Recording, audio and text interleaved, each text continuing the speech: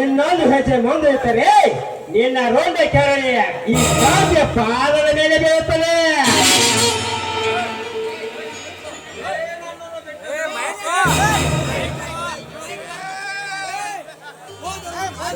ನನ್ನನ್ನು ಬಿಟ್ಟು ಬಿಡು. ಏನಾದರೂ ನಮ್ಮ ಎದುರಿಸಲು ಗೊತ್ತಾದ್ರೆ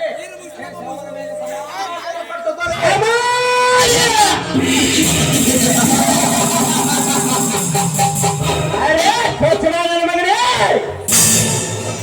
ಅವನೊಬ್ಬ ನಾಲ್ಕಿನ ಮಗ ಮೇಲೆ ಹೇಳ್ತಾನಂತ ಕಾಲೇಜಿಗೆ ಕೋಟ್ನ ಪಾರೆ ಅವನಿಗೆ ಹಾಸಿಗೆ ಹಾಸನ ಹೇಳ್ತೀನಿ. ನಾಚಿಕೆ ಬರೋದು ಯಾರಿಗೆ?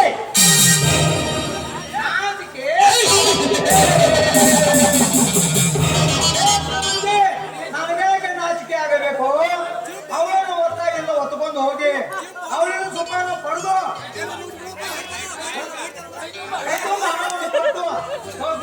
ಧರ್ಮ ಅಂತ ಸಾಯ್ಬರು.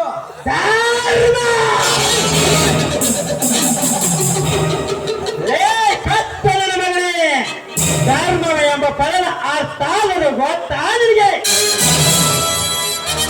ಕಂಡ ಹೆಣ್ಣು ಮಕ್ಕಳನ್ನು ಕಾಡಿಸಿ ಒಪ್ಪಿಸಿ ಅವಳ ಶೀಲವನ್ನು ಹಾಳು ಮಾಡಿ ಅವಳ ಕೈ ತುಂಬ ಹಣವನ್ನು ಕೊಟ್ಟು ಕಳಿಸುದು ನಿಮ್ಮ ಧರ್ಮ.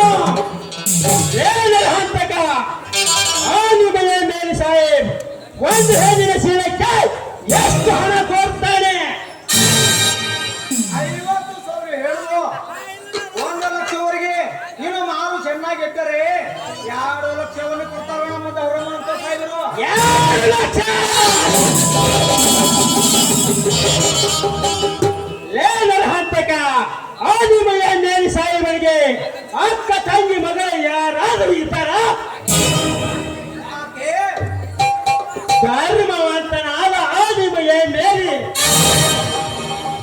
ಸುಂದರವಾದ ಹುಡುಗನ ಶೀಲ ಹಾಳ ಮಾಡಿ ಅವಳ ಶೀಲಕ್ಕೆ 2 ಲಕ್ಷ ಹಣವನ್ನು ಮಾರಾಟ ಮಾಡ್ತಾನೆ.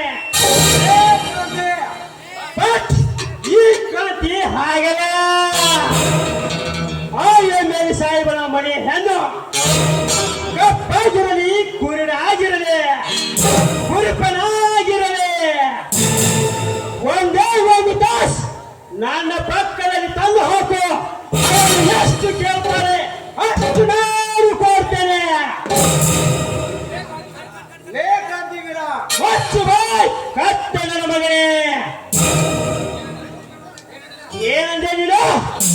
ಈ ಕನ್ನಡ ನಾಡಿನ ನಾಡಿಗೆ ನೀನು ಇದ್ದ ಹೆಸರು ಮಾಲ್. ನೀನು ಒಂದು ಹೆಣ್ಣಿನ ಗರ್ಭದಲ್ಲಿ ಜನಿಸಿ ಬಂದೀಯ. ಅದೆಷ್ಟು ನಿನ್ನ ತಾಯಿ ಮಾಲಾಗಿ ನಿಂತು ಶ್ರೀಮಂತರಿಗೆ ಮಾಲಾಗಿ ನಿಂತು ನಿನಗೆ ಜನ್ಮ ನೀಡಿರಬೇಕು. ಲೇಖಾಂತಿವೀರ ಇನ್ನೊಂದು ಹೆಚ್ಚಿಗೆ ಮಾತಾಡಿದರೆ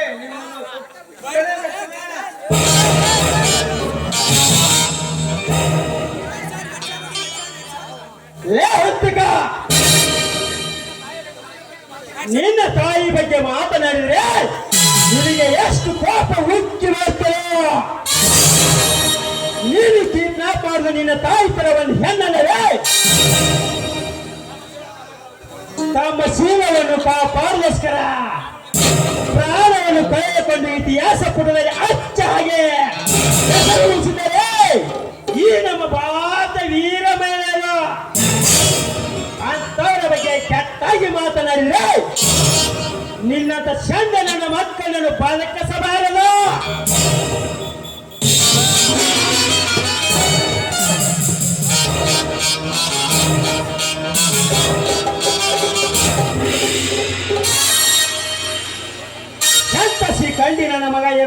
ಇವನು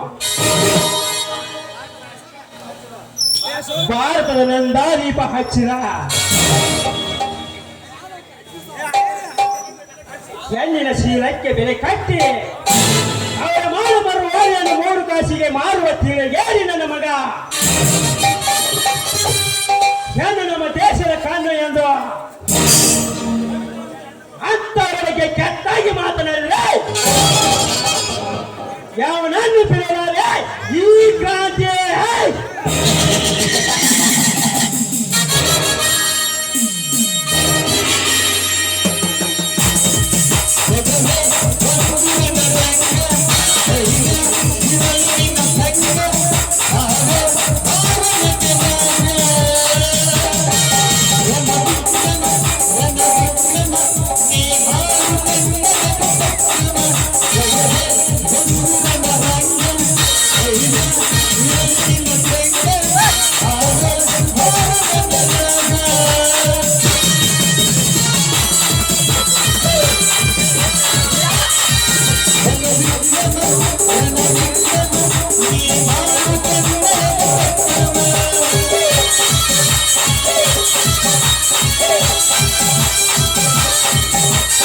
Hey, hey, hey.